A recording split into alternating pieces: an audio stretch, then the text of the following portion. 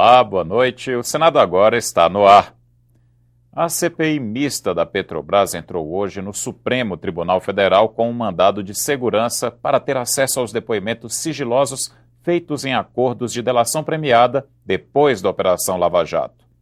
O documento preparado pela Advocacia do Senado argumenta que a decisão do ministro Teori Zavascki de negar o compartilhamento dessas informações fere o direito constitucional da CPI. A Constituição Federal tem um dispositivo, e ele é muito claro. Ele diz que as CPIs têm poderes de investigação típicos de um juiz.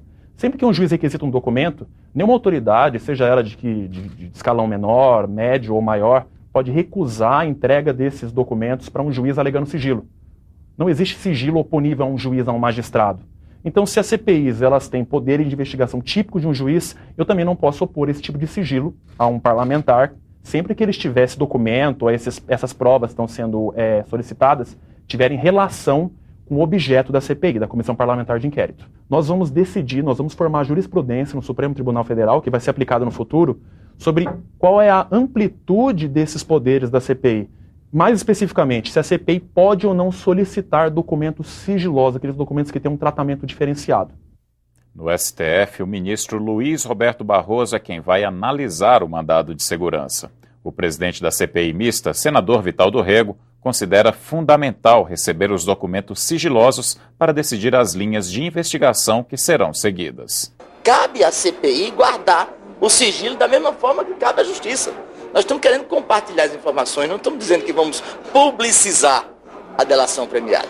Então eu acredito que esse fato de estar buscando no Supremo a interpretação do nosso direito constitucional é um fato marcante, porque ele vai efetivamente criar uma jurisprudência sobre outros fatos que poderão acontecer. Essa não foi a primeira nem será a última CPI em que nós vamos ter fatos dessa natureza.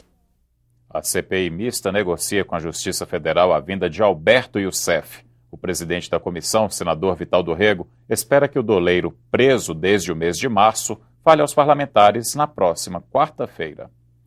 Saber qual a produção do Poder Legislativo e mostrar à sociedade brasileira. Esta é a meta de uma proposta para criar os indicadores de transparência do Congresso, das Assembleias e das Câmaras Municipais. A proposta foi analisada pelo Conselho de Transparência do Senado Federal. O objetivo é divulgar o trabalho das casas legislativas do país. O estudo vai mostrar o desempenho do Congresso Nacional, das Assembleias e Câmaras de Vereadores no que diz respeito à produção de leis e outras questões administrativas e de controle social.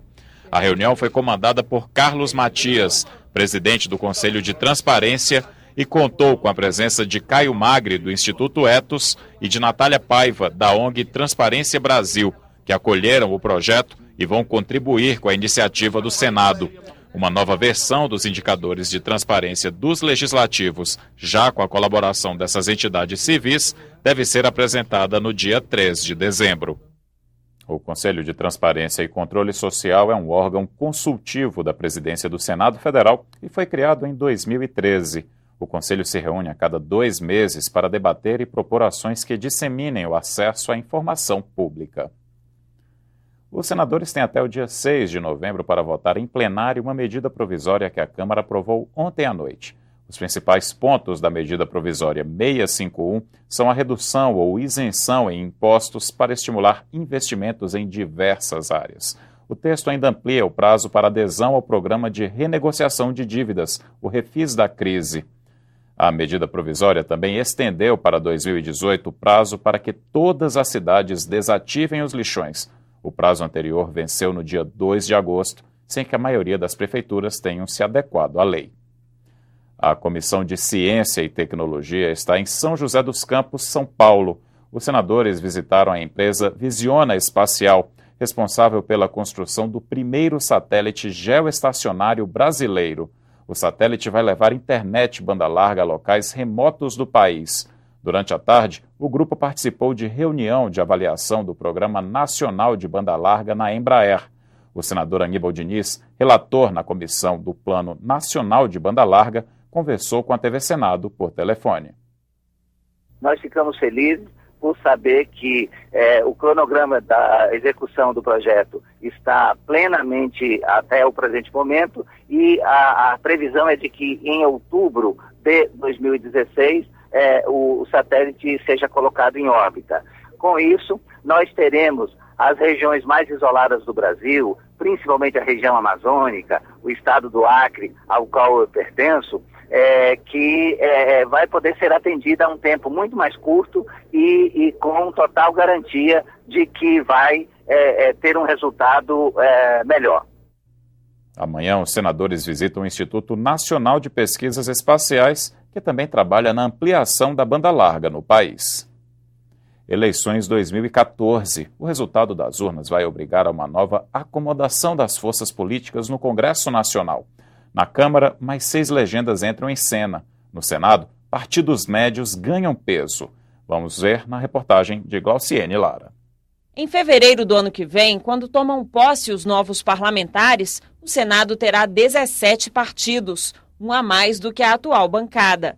É o PPS. Na eleição agora, que renovou-se 1/3 da casa, a gente não teve uma alteração significativa na composição partidária da casa. Considerando 81 cadeiras, ter 17 partidos realmente é um exagero. As 3 maiores bancadas permanecem com PMDB, PT e PSDB, mas os partidos perdem senadores. O PMDB cai de 20 para 19, o PT de 14 para 13 e o PSDB de 12 para 10. Os grandes partidos obtiveram as maiores bancadas entre esse terço que foi eleito. Nós tivemos também uma participação dos partidos pequenos, mas ela refletiu em grande medida a distribuição que já havia na casa. O PCdoB também diminui a bancada em 1 representante, mas o partido que mais perde senadores é o PTB, 3. Já o que mais cresce é o PSB, de 4 para 7 cadeiras. O PSD ganha 2. Esse crescimento de partidos médios é um fenômeno que aconteceu no Senado e na Câmara. Foi uma decisão da população no sentido de, vamos dizer assim, pulverizar mais ou reduzir um pouco a importância desses partidos que há anos lideram ou se revezam na presidência do Senado. PDT e Democratas ganham 1 senador cada e 7 partidos mantêm as bancadas: PP, PR, PROS, PSOL, Solidariedade, PRB e PSC. O levantamento considerou os senadores titulares de mandato e os suplentes dos que já foram eleitos para os governos estaduais em primeiro turno. Esses números podem mudar porque 8 senadores que estão no meio do mandato concorrem no segundo turno aos cargos de governador, presidente da República e vice. Se vencerem as eleições, os suplentes, que nem sempre são do mesmo partido, assumem as vagas. Na Câmara, as grandes legendas também continuam com as maiores bancadas, mas o número de partidos aumenta de 22 para 28, o que para os analistas deve dificultar as relações com o governo. Houve uma pulverização absurda e que decorreu basicamente de alianças ou coligações em eleições proporcionais de partidos com visão ideológica e programática diametralmente opostas e um crescimento exponencial de pequenos partidos. Então isso vai reforçar a necessidade de uma reforma política. Você terá outras notícias a qualquer momento em nossa programação e nesta quinta-feira às 8h15 da manhã no Senado em Dia. Boa noite.